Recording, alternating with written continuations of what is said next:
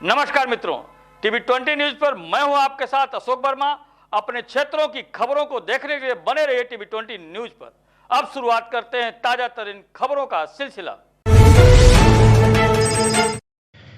आजमगढ़ के उत्तरी छोर पर स्थित सरयू नदी के आसपास के द्वारा के इलाकों में इस समय बाढ़ से बुरी तरीके से प्रभावित हैं। करीब 100 गांवों के हजारों लोगों को काफ़ी परेशानियों का सामना करना पड़ रहा है। बिजली, पानी, राशन जैसी बुनियादी सुविधाओं की समस्या का सामना तो करना ही पड़ रहा है, वही लगातार बढ़ते खतरे को देख लोग आशंकित हैं।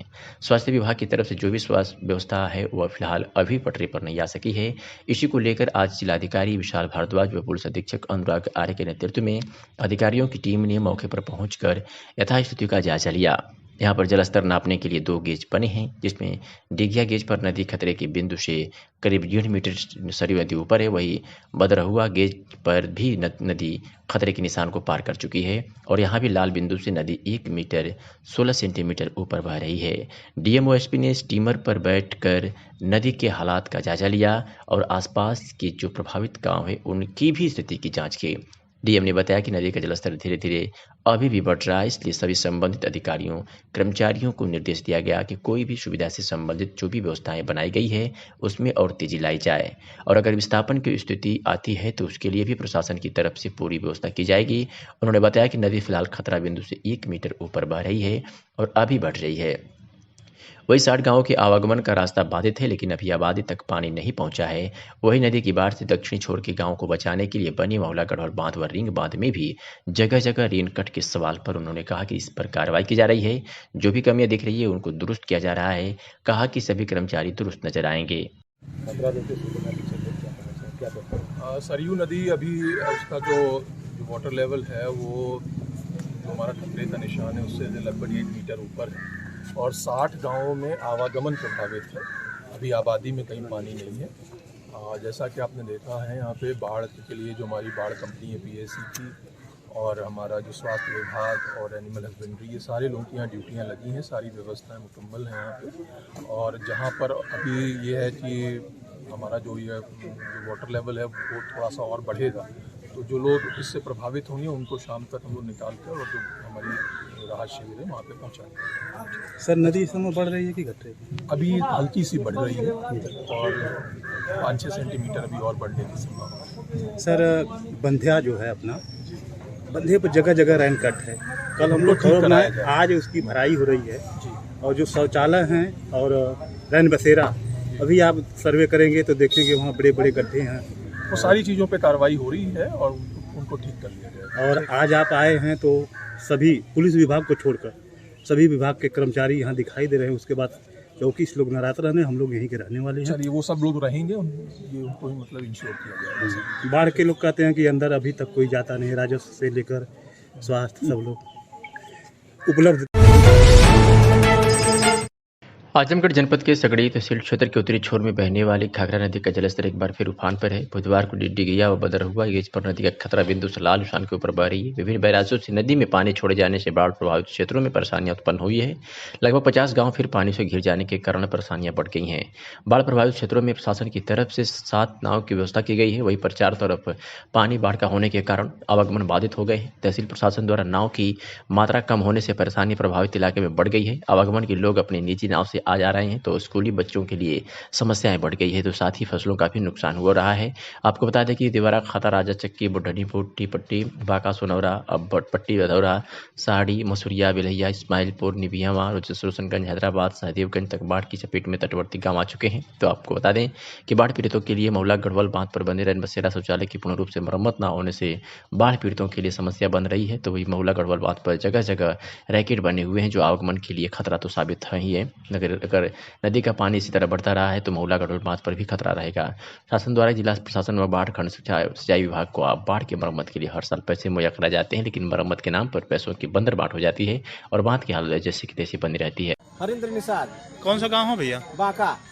बाढ़ की स्थिति क्या है? बाढ़ की स्थिति अब बहुत तेज होने जा रही है। हाँ। आप लोग कैसे आ जा रहे हैं? नाव का सहारा रह गया और कुछ नहीं रह गया। तो सरकारी नाव है कि प्राइवेट? नहीं, सब अपनी नाव है। अपनी नाव? अरे शासन प्रशासन कह रहा हम लोग 60 नाव लगवाए हैं। कौन बोला? वही नाव है, सब लिख कर लोग बताते हैं कि अपनी नाव लगवाए। कोई नहीं, गांव की नाव के सहारे सब लोग काम तो डेली आवागमन हो रहा है ना? अपने गांव की नाव 60 नाव लगाए। शासन प्रशासन का कहना है कि नावें लगी है। कौन शासन कहाँ पे किसकी नाव लगी? शासन प्रशासन कौन से नाव आए? अब तो भाई कागज बोल रहा है। बच्चे की दवा लेने अपने नाव से हम लोग आ रहे हैं। देख लीजिए, तो आपके स्थिति समय क्या है? स्थिति आपके सामने देख लीजिए आप खुद। हम लोग पानी में खड़े हैं, पानी में नाव लेके आ रहे हैं।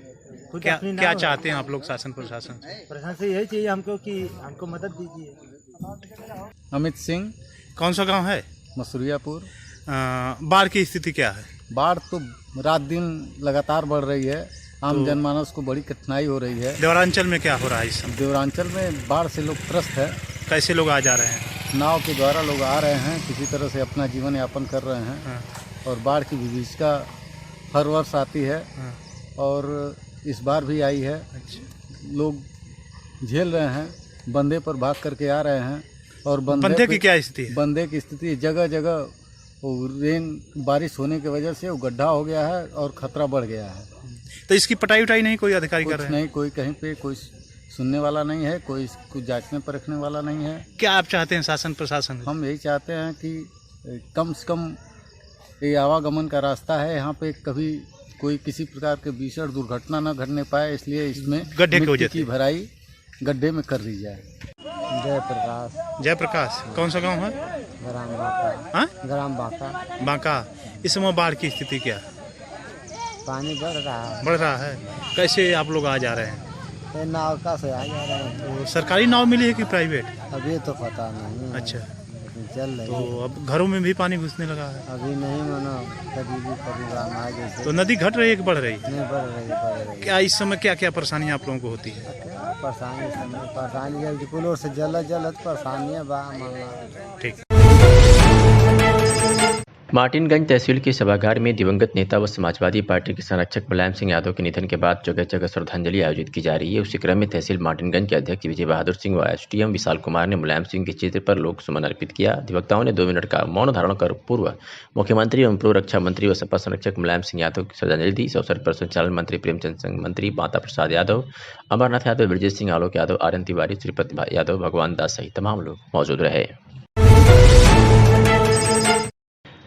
कलाकार संघर्ष समिति के साथ अखिल भारतीय भारतवर्षीय ब्राह्मण सभा, आर्यवर्त सभा व गांधीगिरी टीम की एक संयुक्त बैठक भंवरनाथ मंदिर में आर्यवर्त सभा के अध्यक्ष पंडित गोविंद शास्त्री की अध्यक्षता और अरविंद चित्रांश के संचालन में हुई। बतौर मुख्य अतिथि अपने संबोधन में अखिल भारत वर्षीय ब्राह्मण सभा के राष्ट्रीय संगठन मंत्री पंडित सुभाष चंद्र तिवारी कुंदन ने संगीत कलाकार आदर्श मिश्रा की निःशुल्क हत्या को लेकर शासन के स्तर से अपेक्षित कार्रवाई में विलंब पर संतोष व्यक्त करते हुए विभिन्न मांगों के संबंध में सांसद और जिलाधिकारी आजमगढ़ को पुनः ज्ञापन देने और जरूरत पड़ने पर संघर्ष के लिए भी तैयार रहने को कहा।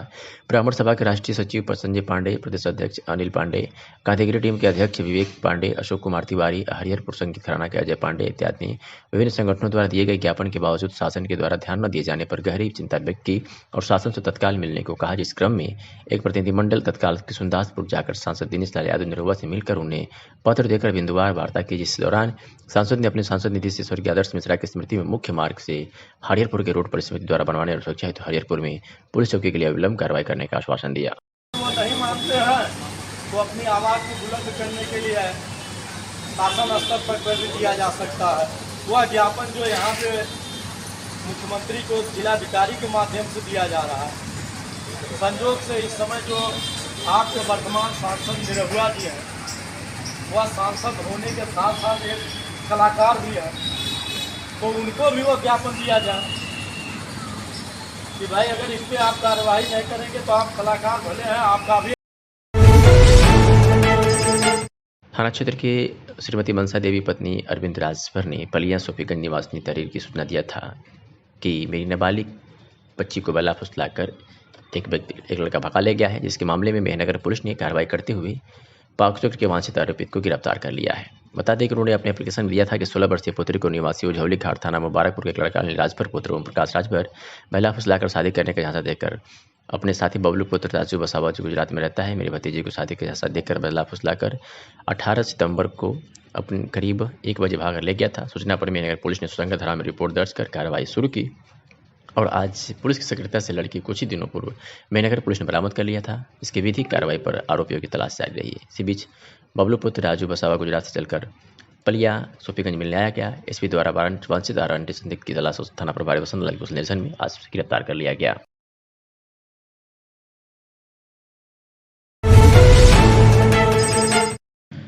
सपा संरक्षक मुलायम सिंह यादव के निधन पर क्षेत्र के सिकंदरपुर पंचायत भवन परिसर में बुधवार को एक श्रद्धांजलि सभा का आयोजन प्रधान प्रतिनिधि सुनील गौड़ के नेतृत्व में किया गया। इस दौरान उपस्थित कार्यकर्ताओं ने 2 मिनट का मौन रख उन्हें श्रद्धांजलि दी तथा उनके चित्र पर लोगों ने श्रद्धा सुमन अर्पित किया। श्रद्धांजलि सभा में प्रधान प्रतिनिधि सुनील गौड़ ने बताया कि मुलायम सिंह यादव जैसा नेता सदियों में पैदा होता है। हवाई पट्टी व तमाम विकास कार्य के लिए उन्हें हमेशा याद रखा जाएगा। आजमगढ़ से सपा संरक्षक मुलायम सिंह यादव का बहुत ही गहरा नाता रहा है। आज जो भी विकास के कार्य हुए हैं वह मुलायम सिंह की ही देन है। विनोद यादव ने कहा कि मुलायम सिंह यादव जमीन से जुड़े नेता थे और पहले ऐसे नेता थे जिन्हें धरती पुत्र कहा जाता था। हमेशा गरीबों की लड़ाई लड़ने वाले नेता आज हम लोगों के बीच नहीं रहे। ऐसे नेता को हम लोग श्रद्धा सुमन अर्पित करते हैं जिन्होंने अपना पूरा जीवन जनता की सेवा के लिए समर्पित कर दिया। लोहिया विचारधारा के नेता रहे तथा समाज के लोगों को एक साथ लेकर चलने का कार्य किया। क्षेत्र पंचायत सदस्य देवेंद्र पांडे ने कहा कि नेताजी का सम्मान आज पूरे देश में है। उन्होंने हमेशा गरीबों की हक की लड़ाई लड़ी। आज पूरा देश नेताजी को श्रद्धांजलि अर्पित कर रहा है। इस मौके पर पंकज यादव, शंकर यादव, विनोद यादव, राम सिंगार यादव, सुग्रीव शर्मा, अजय यादव, मुरली निषाद, पूर्व प्रधान हरिलाल, सोनू पांडे, शारदा देवी, मिंटू पांडे, अरविंद कौल, शहाबू निषाद, सुनील विश्वकर्मा, रामजी विश्वकर्मा, संजय निषाद समेत लोग उपस्थित रहे। आज सुनाते हैं कि समाजवादी पार्टी के कार्यकर्ताओं ने क्या कुछ कहा।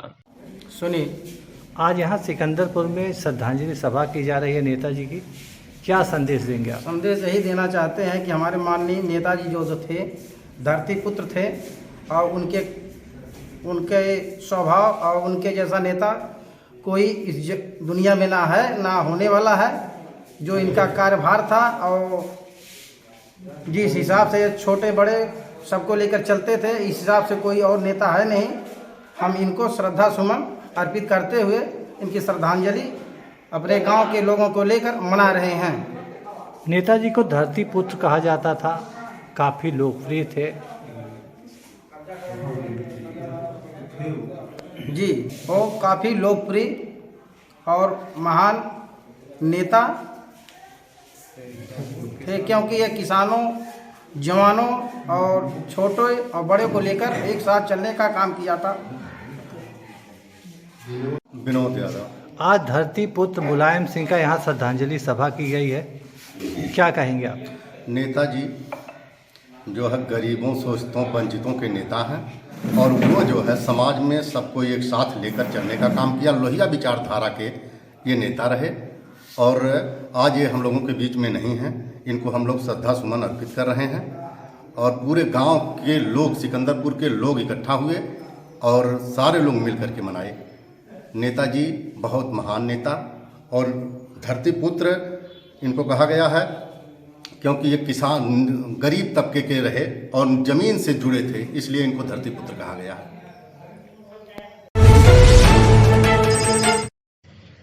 आजमगढ़ के अतरौलिया में परंपरागत शरद पूर्णिमा से लगने वाला 3 दिवसीय ऐतिहासिक मेला बीती रात संपन्न हो गया। मेले के आखिरी दिन सुबह से ही भारी बारिश के बीच शाम 4 बजे के बाद भीड़ जुटनी शुरू हो गई, जो देर रात 4 बजे तक चलती रही और मेला अपने पूरे शबाब पर पहुंच गया। देखते ही देखते मेले में तिल रखने की जगह तक नहीं बची। विद्युत झालरों से नहाया नगर पंचायत चकमगा रहा था। वही मूर्ति समितियों द्वारा भव्य पंडाल का आकार देते हुए माँ दुर्गा की प्रतिमाएं स्थापित की गई थी, जहां माँ दुर्गा के विभिन्न रूपों का लोगों ने दर्शन किया। इस दौरान युवकों और युवतियों में सेल्फी लेने की होड़ मची रही, जिसकी वजह से पूरा पूजा पंडालों के पास अत्यधिक भीड़ रही। डीजे की धुन पर भक्तिमय मधुर संगीत से पूरा नगर पंचायत गुंजायमान हो रहा था। सुबह बारिश की वजह से जहां दुकानदारों में पूरी तरह मायूसी छाई रही, वहीं शाम होते ही जमकर खरीदारी हुई। सुरक्षा की दृष्टि से थानाध्यक्ष नदीम अहमद फरीद तथा प्रशिक्षु क्षेत्राधिकारी गौरव मय शर्मा मय पुलिस फोर्स के साथ मेला क्षेत्र का भ्रमण करते रहे तथा मेला क्षेत्र के प्रत्येक नाके पर पुलिस तैनात रही। मेले के दौरान गोविंद तिराहा गोला क्षेत्र में पूजा समिति की तरफ से जागरण का आयोजन किया गया, जहां भगवान शिव का तांडव नृत्य व पार्वती मां का मनमोहक नृत्य देखकर लोग भाव विभोर हो गए। वहीं मेले का मुख्य आकर्षण इस जागरण में भगवान शिव बने, जिनके शरीर पर जीवित सर्प लिपटा रहा, वहीं सर्प को अपने मुंह में निकल रहे थे। ऐतिहासिक मेला तीसरे दिन भीड़ के साथ अपने पूरे शबाब पर रहा, जहां माता रानी के दर्शन करते हुए लोगों ने प्रसाद ग्रहण किया। वही जरूरी सामानों की खरीदारी भी खूब हुई। आज सुनाते हैं कि व्यापार मंडल के अध्यक्ष मूर्ति आयोजक ने क्या कुछ कहा। आज अतरौलिया के ऐतिहासिक मेले का तीसरा दिन और आखिरी दिन है। मेले में भीड़ बताइए, कैसी मेला कैसे चल रहा है? मेरा नाम नवनीत जायसवाल है। मैं व्यापार संगठन का अध्यक्ष हूँ और हमारे के यहाँ पूर्णिमा को जो मेला लगता है, पहले दिन भी भीड़ था, दूसरे दिन भीड़ तो बहुत ज़्यादा थी और आज तीसरे दिन बहुत बारिश होने के बावजूद भी 4 बजे के बाद से भीड़ उमड़ी है, जो काफ़ी ऐतिहासिक भीड़ है। और ये ऐतिहासिक मेले में आज का दिन रिकॉर्ड तोड़ेगा। देर रात तक लगभग 3 से 4 बजे तक मेला चलने की पूरी उम्मीद है। पुलिस प्रशासन कैसे व्यवस्था, क्या प्रशासन इसके बारे में बताइए? पुलिस प्रशासन की व्यवस्था भी टाइट है, एकदम शांत के माहौल से मेला चल रहा है, बहुत ज़्यादा कोई उपद्रव भी नहीं कर रहा है। प्रशासन की व्यवस्था देखते हुए सब लोग उपद्रव से बच रहे हैं और मेले में पुलिस प्रशासन काफ़ी टाइट है। कल जैसे शून्य मार्ग भसान है, विसर्जन है, उसके बारे में बताइए क्या है? मौसम अच्छा निकल गया। अगर मौसम आज बुरा निकलता तो मेला हम लोग प्रशासन से बोल के 1 दिन के लिए बढ़ाने के सोचे थे, लेकिन जिस तरीके से मेला चल रहा है, भीड़ अत्यंत है और रात तक मेला चलेगा। इस हिसाब से जो नियमानुसार कल ही विसर्जन होगा। आज अतरौलिया का ऐतिहासिक मेले का तीसरा दिन और आखिरी दिन है। मेले में कैसे भीड़ बढ़ी, क्या है, बरसात समय हो गई थी, इसके बारे में? मेरा नाम प्रवेश कसौदन है, व्यापार संगठन अतरौलिया से महामंत्री के पद पे हूँ। तो अब मेले में तो सुबह से काफ़ी बारिश हो रही थी, लेकिन उससे मायूसी भी छाई हुई थी। लेकिन शाम 4 बजे के बाद में जिस तरह से मेले में भीड़ बढ़ी, हम लोग बहुत उत्साहित हैं। मेला बहुत शानदार तरीके से चल रहा है और बहुत ही अच्छी भीड़ दिख रही है, तो मेले से हम लोग बहुत खुश हैं। क्या लग रहा है कि पिछली बार की भीड़ इस बार रिकॉर्ड तोड़ देगी? पूरी उम्मीद लग रही है। मेला जिस तरीके से चल रहा है, मुझे तो नहीं लग रहा कि पिछले साल के से कम भीड़ है। इस समय बहुत अच्छा मेला चल रहा है। कितनी मूर्तियाँ आई हैं? लगभग 2 दर्जन लगभग मूर्तियाँ। आजमगढ़ के शहर कोतवाली क्षेत्र के एलवल मोहल्ले में मंगलवार को शाम करीब 6 बजे संदिग्ध परिस्थितियों में गोली लगने से युवक की मौत हो गई। शहर कोतवाली क्षेत्र के एलवल मोहल्ले में ये घटना हुई है। इस मामले में पुलिस ने हर बिंदु पर गौर करते हुए जांच कर रही है। एसपी सिटी ने घटना के खुलासे के लिए पुलिस की 2 टीमें का गठन किया है। मृत युवक दिव्यांशु, जो 19 वर्षीय पुत्र विजय चौधरी था और शहर कोतवाली के एलवल मोहल्ले का निवासी था। पुलिस के मुताबिक दिव्यांशु को गोली लगने के बाद लोगों ने ना तो घर वालों को सूचना दिया, ना ही पुलिस को बताया। यह बात खटक रही है।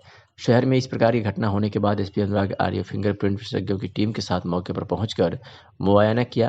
पुलिस इस दौरान घटनास्थल से कई प्रकार के सैंपल ली है। एसपी ने बताया कि घटना के खुलासे के लिए पुलिस की 2 टीमों का गठन किया गया है। घटना के संबंध में घर वालों की तरफ से जो भी तहरीर मिलेगी उसके तहत केस दर्ज कर आगे की कार्रवाई की जाएगी। मामले में एसपी अनुराग आर्य ने क्या कुछ कहा है, सुनिए। गोली मारी गई है। 19 वर्ष के उम्र के दिव्यांशु चौधरी पुत्र विजय चौधरी, जो चौकी क्षेत्र एलवल के रहने वाले हैं। लगभग 6:15 बजे पुलिस को सूचना मिली जिला अस्पताल से कि इनको एडमिट कराया गया है जिला अस्पताल में, जहां इनकी मृत्यु हो गई है और इनको चेस्ट में गोली लगी है। जो 2 लोग ले जाने वाले थे हॉस्पिटल में, उनसे पुलिस पूछताछ कर रही है। मौका मुआयना मेरे द्वारा किया गया, फील्ड यूनिट के द्वारा किया गया है। यहाँ जांच से अभी तक ये पता चला है कि जो घटनास्थल है उसके आसपास शाम के समय कुछ लड़के बैठते थे और कुछ बियर की बॉटल्स और शराब की बोतलें मिली हैं। घटना के बारे में अभी परिजनों के द्वारा कुछ नहीं बताया गया, उनके द्वारा मात्र इतना बताया गया कि ये शाम को 6 बजे घर से निकले थे और लगभग 6:15 बजे पुलिस को सूचना मिली है कि जिला अस्पताल में इस प्रकार से एक व्यक्ति को लाया गया है उपचार के लिए। डिटेल में घटना के बारे में जानकारी की जा रही है। जो भी इस घटना में शामिल होंगे उनको बख्शा नहीं जाएगा। परिजनों से तहरीर प्राप्त करके एफआईआर पंजीकृत करते हुए कठोर कार्रवाई सुनिश्चित की जाएगी। गोली लगने से ही मौत हुई है सर? जो 2 लोग हैं जिनके द्वारा भर्ती कराया गया, उनसे पुलिस अभी पूछताछ कर रही है।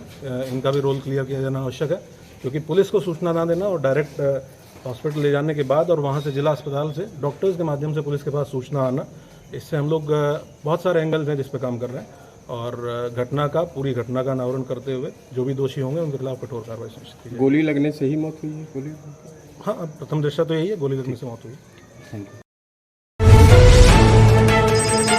चोलापुर थाना क्षेत्र से खबर है, जहां चोलापुर थाना अंतर्गत नवापुर चंदापुर में 2 दिन पूर्व छितमारी का 1.5 लाख रुपए नकद एवं लगभग 4 लाख के चोरी की घटना को 2 दिन बीतने के बाद उपरांत उसमें कुछ संदिग्ध चोर पकड़े गए हैं और कुछ सामान भी बरामद हुआ है, जिसकी जानकारी होने के उपरांत आज पुनः सोनार रेडियो सेना के संस्थापक धर्मेंद्र कुमार और बबलू वर्मा के नेतृत्व में सोनार रेडियो सेना के पदाधिकारी, सदस्यों एवं समाज के अन्य बंधुओं के साथ थानाध्यक्ष चोलापुर से मुलाकात किया गया। थानाध्यक्ष के द्वारा बहुत संतोषजनक जवाब न मिलने पर सभी लोगों ने प्रशासनिक तौर पर दबाव बनाने का कार्य किया गया। इस मामले को लेकर वरिष्ठ अधिकारियों से संपर्क खुलासा करने का दबाव बनाया गया है और थानाध्यक्ष ने 1 दिन का और समय मांगा है। अगर सही खुलासा नहीं हो जाता है तो घटना में पीड़ित का नगद रुपया, सोने के चांदी के जेवर नहीं बरामद होते हैं तो सुनार नरहरि सेना थानाध्यक्ष को कड़े शब्दों में अपना जवाब दे दिया है। थाना चोलापुर में धरना प्रदर्शन करेंगे और इस मामले में सोनू सेठ सदस्य सुनार नरहरि सेना रवि सेठ सहित तमाम लोग मौजूद रहे। नवापुरा में जो घटना हुई थी उसके संदर्भ में आप आज चोलापुर में आए थे। इसमें आपने आदरणीय थानाध्यक्ष महोदय से जो मुलाकात की है उन्होंने क्या कहा? आज चोलापुर थाना के अंतर्गत हम लोग जो आए थे, जो व्यापारी नवापुरा मुनारी निवासी नवापुरा में उनकी दुकान है चोलापुर थाना के अंतर्गत, उनसे हम लोगों की बात हुई तो उन्होंने बताया कि अभी हमारा पूरा जेवरात बरामद नहीं हुआ है। उसको लेकर हम लोग थाना अध्यक्ष चोलापुर से मिला गया और मिलने के बाद उनसे कहा गया कि ये पूरे जेवरात बरामद होने चाहिए, नहीं तो हमारी नरहरि सेना इसके लिए धरना प्रदर्शन करने के लिए बाध्य होगी। उनके द्वारा ये आश्वासन मिला कि नहीं, हम लोग जल्द से जल्द पूरे जेवरात की बरामदी कराएंगे। जी, आपका शुभ नाम क्या है? सोनू सेठ, सरोकार व्यापार अध्यक्ष चौबेपुर व नरहरि सेना का सदस्य भी हूँ। जी, आपका शुभ नाम? बबलू वर्मा, सरोकार नरहरि सेना संस्थापक। जी, आप इस चीज को किस संज्ञान से लेते हैं, किस विषय से लेते हैं? जैसे 2 दिन पहले हमारे एक सुजाती भाई श्री रंजीत सेठ जी, जिनकी दुकान नवापुरा चंदापुर सोलापुर थाना अंतर्गत आता है, जो मुनारी के रहने वाले हैं। घटना की जानकारी हम लोगों को सोशल मीडिया के माध्यम से जानकारी हुई। मौके पर हमारी टीम, हमारी संस्था के लोग, पदाधिकारी, कार्यकर्ता, समाज के बंधुओं के साथ हम लोग घटनास्थल पर पहुंचे। लगभग 4 लाख के जेवर और लगभग 1.5 लाख। आजमगढ़ की सगड़ी विधानसभा से पूर्व विधायक वंदना सिंह अपने निवास स्थित कार्यालय पर रोजाना जन सुनवाई कर रही हैं। जनता की समस्याओं के निस्तारण का पूरा प्रयास किया जा रहा है। साथ ही जो लोग भी अपनी समस्याएं लेकर आते हैं सभी से पूर्व विधायक मिलने का प्रयास करती हैं और उनकी समस्याओं को गंभीरता से सुनती हैं। इसके साथ ही जो समस्याएं तत्काल निस्तारण करने लायक होती है उसी वहीं उसका निस्तारण भी किया जाता है और समस्याओं को निस्तारण करने का प्रयास किया जाता है। विधायक की सुनवाई में रोजाना क्षेत्र की जनता की सैकड़ों संख्या में उनके कार्यालय पर पहुंचती है, अपनी समस्याएं सुनाती हैं। विधायक जी भी कभी किसी को मायूस नहीं करती हैं और हर संभव मदद करने का प्रयास करती हैं। ये सगड़ी के पूर्व विधायक और भाजपा नेता ये प्रतिदिन ये सैकड़ों लोगों की समस्याएं अपने आवाज़ पर सुनती हैं और पूरा प्रयास करते हैं कि उनकी समस्याओं का निदान हो। आजमगढ़ में the district bar association Azamgarh की सभागार में पूर्व मुख्यमंत्री व पूर्व रक्षा मंत्री धरतीपुत्र मुलायम सिंह यादव के निधन पर श्रद्धांजलि सभा का आयोजन किया गया। श्रद्धांजलि सभा की अध्यक्षता संघ के अध्यक्ष महेंद्र प्रताप सिंह एडवोकेट ने किया और श्रद्धांजलि सभा का संचालन करते हुए संघ के मंत्री अजय कुमार सिंह एडवोकेट ने बताया कि आज उत्तर प्रदेश के पूर्व मुख्यमंत्री और भारत सरकार के पूर्व रक्षा मंत्री श्री मुलायम सिंह यादव की श्रद्धांजलि सभा का आयोजन संघ के सभागार में किया गया, जिसमें नेताजी के व्यक्तित्व व कृतित्व पर प्रकाश डाला गया और विस्तृत चर्चा की गई। अधिवक्ताओं के लिए किए गए उनके योगदान व जनपद के विकास में उनके द्वारा किए गए कार्यों की चर्चा की गई। जनपद के सारे अधिवक्ताओं द्वारा अपने जनप्रिय नेता को भावभीनी श्रद्धांजलि अर्पित की गई। चर्चा में Ranji Yadav advocate, Suryabhan Singh advocate, Mahendra Pratap Singh advocate, Radheshyam Singh advocate, Brajesh Yadav advocate, Ajay Kumar Srivastava advocate, Laldhar Yadav advocate, Ramji Asthana advocate, Zafar Iqbal advocate, Uday Yadav advocate आदि लोगों ने संबोधित किया। मैं Ajay Kumar Singh advocate, district bar association Azamgarh का मंत्री हूँ। आज माननीय मुलायम सिंह जो आज हम लोगों के बीच में नहीं हैं, आज श्रद्धांजलि सभा डिस्ट्रिक्ट बार एसोसिएशन आजमगढ़ के सभागार में मनाई जा रही है। हम सारे अधिवक्तागण काफ़ी दुखी हैं। आदरणीय मुलायम सिंह यादव की जब सरकार थी तो उन्होंने सबसे पहले अधिवक्ताओं के लिए उत्तर प्रदेश सरकार की बजट में अलग से प्रावधान किया था और जो अधिवक्ता टीन में मंडई में बैठते थे, हर ज़िले में हर तहसील में अधिवक्ताओं के बैठने के लिए अगर छत बनवाया तो आदरणीय मुलायम सिंह यादव ने बनवाया। आज यह अधिवक्ता समाज उनका कृतज्ञ है और आज हम लोग श्रद्धांजलि अर्पित करने के लिए श्रद्धांजलि सभा बुलाए हैं और सारे लोग यहाँ श्रद्धांजलि अर्पित कर रहे हैं। हम लोग काफ़ी दुखी हैं। आज हमारा जनपद भी संरक्षक विहीन हो गया है। हमारे ज़िले में उन्होंने पीजीआई अस्पताल हो, महिला अस्पताल हो, रोडवेज भवन हो, एयरपोर्ट हो, 4 लेन सड़क हो, तमाम ऐसे विकास के कार्य थे जो उनके द्वारा किया गया। आज हम लोग अपना श्रद्धा सुमन उनको अर्पित कर रहे हैं। Pratap Singh, district bar association के अध्यक्ष। हमारी यह व्यवस्था सोमवार को आई थी कि हम बुधवार को माननीय श्री मुलायम जी की श्रद्धांजलि मनाएंगे। उसी के क्रम में आज हम श्रद्धांजलि उनकी मना रहे हैं। माननीय मुलायम जी ने हमारे ज़िले के लिए जो किया वो बहुत ही ज़्यादा है रहा। हमारे ज़िले में उन्होंने बहुत कुछ दिया, साथ साथ हमारे डिस्ट्रिक्ट बार को भी उनके द्वारा काफ़ी सहायता की गई, जिसकी वजह से हम लोगों का रहना उठना हर कार्य अच्छे तरह का हुआ। हम उनके ऋणी हैं। उनके द्वारा जो भी हमारे ज़िले का उत्थान किया गया है उसके हमें काफ़ी गर्व है। उनके जाने से हम लोग काफ़ी दुखी हैं। ऐसा नेता को खोकर हम लोग आज अपने आप को सुरक्षित नहीं पा रहे हैं। यदि मुलायम जी आज हमारे रहते तो हम लोगों को बहुत उनसे उम्मीदें थी और काफ़ी उन्होंने हमारे लिए किया है। हम उनके जाने से काफ़ी दुख है। अच्छी श्रद्धांजलि यही होगी कि ऐसे लोग पुनः हमारे देश में आवें और देश के विकास को आगे ले जाएं और हमारे ज़िले के लिए कुछ करें। यही अच्छी श्रद्धांजलि। नगर को स्वच्छ सुंदर बनाने के अभियान में लगे भारत रक्षा दल के कार्यकर्ताओं ने आज नरौली डिवाइडर पर उग आई झाड़ झखाड़ की सफाई करके पौधों की कटिंग आदि किया। अभियान का नेतृत्व करे भारत रक्षा दल के प्रदेश अध्यक्ष हरकेश विक्रम श्रीवास्तव ने बताया कि गर्मी के दिनों में पानी के अभाव ये पौधे जब सूख रहे थे तब हम लोगों ने बाल्टी बोलोटा में पानी लाकर सिंचाई करके इन्हें बचाया।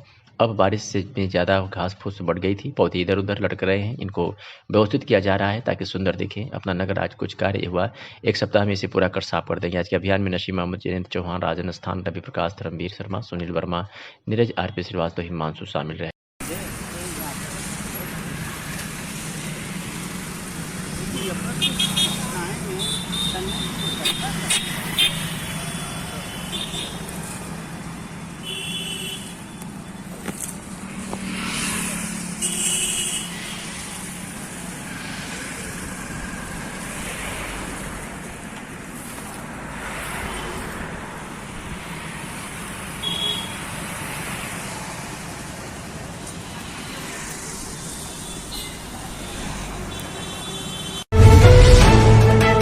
सरकार के कैबिनेट मंत्री अनिल राजभर का स्वागत क्षेत्रीय मीडिया प्रभारी मोनू विश्वकर्मा के आवास पर भारी संख्या में भारतीय जनता पार्टी के पदाधिकारियों द्वारा किया गया एवं भाजपा जिला मीडिया प्रभारी पिछड़ा वर्ग मोर्चा मिथिलेश चौरसिया द्वारा स्मृति चिन्ह एवं अंग वस्त्र लेकर स्वागत किया गया।